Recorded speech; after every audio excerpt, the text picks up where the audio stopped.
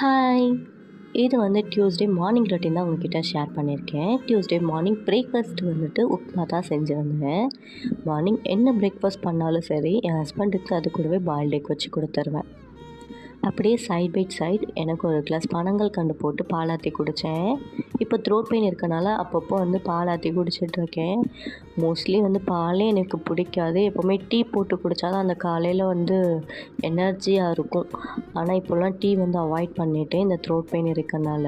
ஆந்திராவில் மோஸ்ட்லி மார்ச்சில் தான் அந்த பனிக்காலம் முடியும்.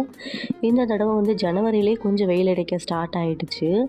ஆனால் என்னன்னு தெரியலை, இப்போ வரைக்கும் என்னோடய த்ரோட் பெயின் எனக்கு விடவே இல்லை. கொஞ்சம் கூலிங் ஐட்டம்ஸ்லாம் டாக்டர் அவாய்ட் பண்ண சொல்லிட்டாங்க. நம்ம ஆளுக்கு இட்லி தோசையை தவிர மார்னிங் என்ன பிரேக்ஃபாஸ்ட் பண்ணாலும் ஹாப்பியாக சாப்பிட்டுக்கிறவாரு. உங்கள் வீட்டில் எப்படி அப்படின்னு சொல்லிட்டு மறக்காமல் என் கூட கமெண்ட்ஸில் ஷேர் பண்ணிக்கோங்க.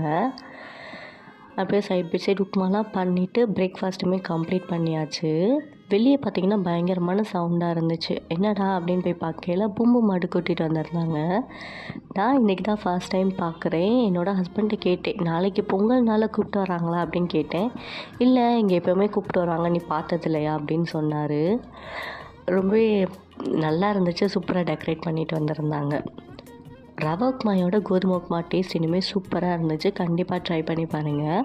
ரவைக்கு 1:2 அப்போ தண்ணி. இப்போ கோதுமை ரவை பண்ணுறனால 1:2.5 வச்சுருந்தேன். ரொம்பவே கரெக்டாக உதிரியாக சூப்பராக இருந்துச்சு. வெளியே போய் கொஞ்சம் நேரம் மாடு பார்த்துட்டு மறுபடியும் மேலே வந்துட்டோம். இந்த மாதிரி வ்ளாக்ஸ் பார்க்க நம்ம சேனலை சப்ஸ்கிரைப் பண்ணி வச்சுக்கோங்க. பாய்.